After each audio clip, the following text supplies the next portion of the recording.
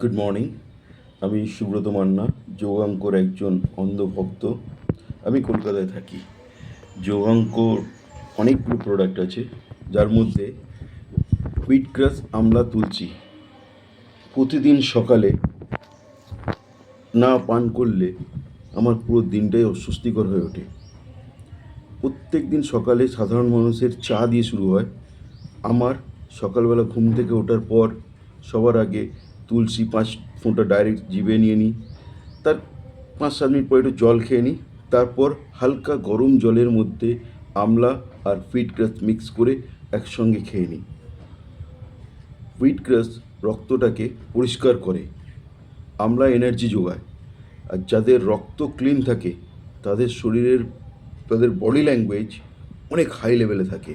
তো আমি ফিল করি এভরিডে প্রত্যেকের হুইটগ্রাস এবং আমলা অবশ্যই পান করা উচিত।